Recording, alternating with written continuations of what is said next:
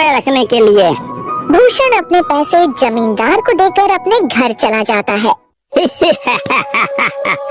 हाँ भूषण, तुम्हारे पैसे मेरे हाथों में ही अच्छे लगते हैं।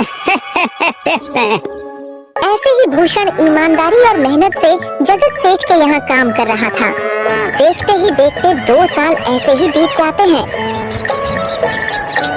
एक दिन भूषण सोचता है, अब बहुत साल हो गए जगत सेठ के यहाँ काम करते हुए।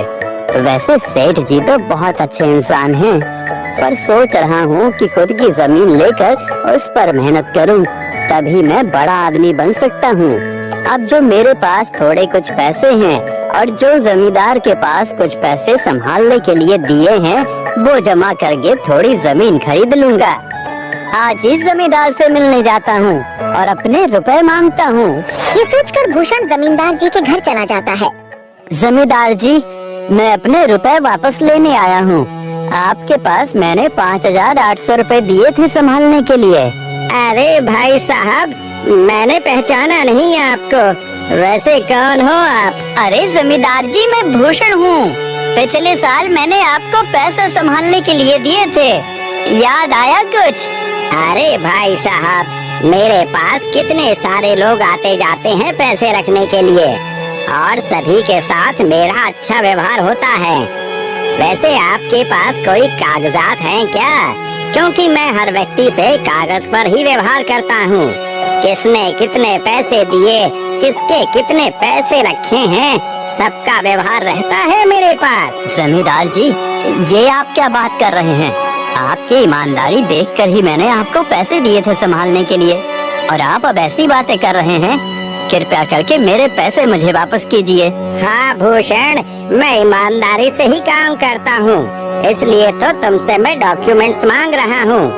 क्या तुम्हें पता नहीं, जब तुम किसी से पैसों का व्यवहार करते हो तो तुम्हें स्टाम्प पेपर पर लिख कर देना पड़ता है। तुम किसी से भी पूछ सकते हो। नहीं जमींदार जी, मैं आपके पैर पड़ता हूँ, कृपया करके मेरे रुपए मुझे दे दीजिए। बड़ी मेहनत से मैंने वो पैसे जमा किए थे, मुझ पर ऐसा अन्याय ना करें। अरे क्या ये झूठ मूठ का रोना धोना लगाया है? लगता है तुम ढोंगी हो और मेरी ईमानदारी और भोलेपन का फायदा उठाकर मुझसे ये रुपए लेने आए हो। रुक, तुझे अभी सबक सिखाता हूँ। जमींदार अपने आदमियों को बुलाकर भूषण की पिटाई करने को कहता है। इसे तब तक मारो जब तक ये बेहोश ना हो जाए।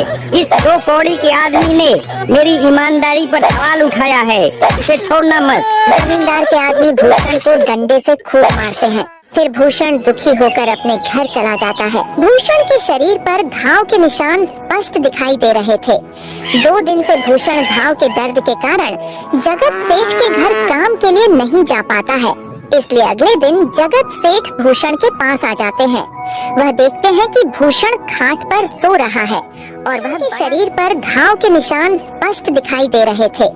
2 दिन से भूषण घाव के दर्द के कारण जगत सेठ के घर काम के लिए नहीं जा पाता है, इसलिए अगले दिन जगत सेठ भूषण के पास देखते हैं कि भूषण खाट पर सो रहा है और वह बड़ा ही चिंता में नजर आ रहा है।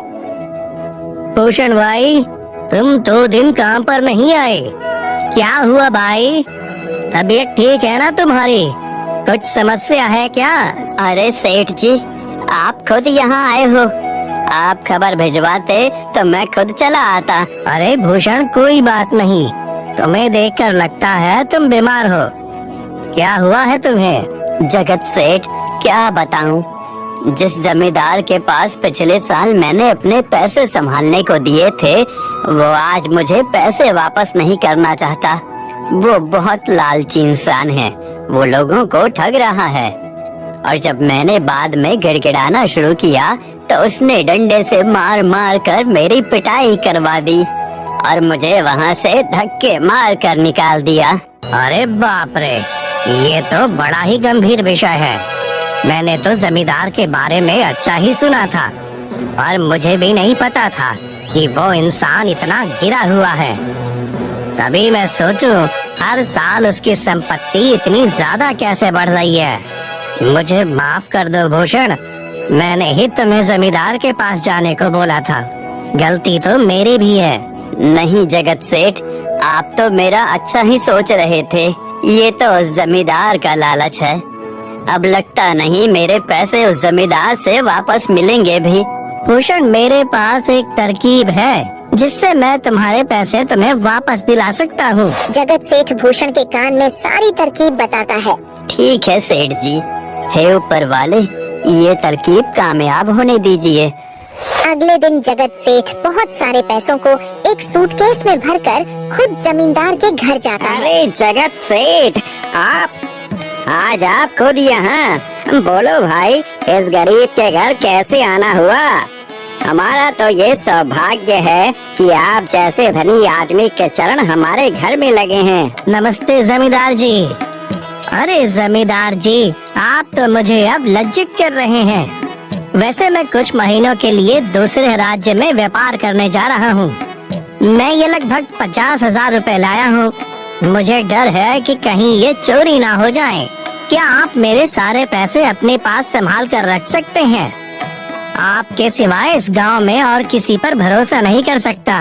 अरे जगत सेठ, ये भी कोई पूछने की बात है? मेरे पास आपके पैसे बिल्कुल सुरक्षित रहेंगे। आप निश्चित होकर व्यापार करने जा सकते हैं। इस बार तो बड़ी मछली हाथ लगी है। बार बार ऐसा मौका नहीं मिलता।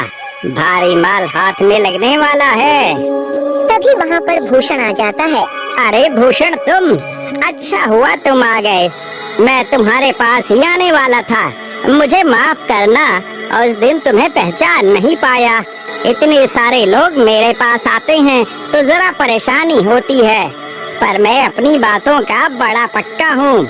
हाँ रुको, मैं तुम्हारे सारे पैसे अभी देता हूँ। जमींदार भूषण के सारे पैसे उसे लौटा देता है। माफ करना भूषण, मेरे आदमियों ने तुम्हारे साथ उस दिन बदतमीजी की। मैं आज ही उनको काम से निकालता हूँ। भूषण बिना कुछ बोले वहाँ से चला जाता है। अरे क्या बात है जमींदार जी, आप तो अपने बातों के बहुत पक्के हैं। तो ठीक है, मैं अपने सारे पैसे आपके पास रख सकता हूँ। जगत सेठ इतना बोल ही रहा था कि तभी वहाँ जगत सेठ का नौकर आ जाता है। मालिक, अब आपको बाहर के राज्य में जाने की कोई जरूरत नहीं है। अभी अभी व्यापारियों का संदेश आया है और उसने कहा कि वो खुद हमारे गांव आ रहे हैं। अरे ये तो बहुत बढ़िया बात हुई। अब मुझे इतनी दूर नहीं जाना पड़ेगा। सुन रहे हो जमींदार जी, व्यापारी यहाँ आ रहे हैं। अब मुझे नहीं लगता कि ये पैसे आपके पास रखने का कोई मतलब होगा। चलो, आपका बहुत बहुत धन्यवाद। आपने इतनी ईमानदारी दिखाई मुझे। हाँ, पर अगली बार जरूर आपके पास ही आऊँगा। ऐसा बोलकर जगत सेठ और उसका नौकर वहाँ से अपने पैसे लेकर चले जाते हैं। धत तेरी की, ये क्या हो गया? ये 50,000 तो चले गए और जो भूषण के 5,800 रुपए हड़प लिए थे वो भी चले गए। आपका बहुत बहुत धन्यवाद सेठ जी। अगर आज आप न होते तो मेरी सारी जमा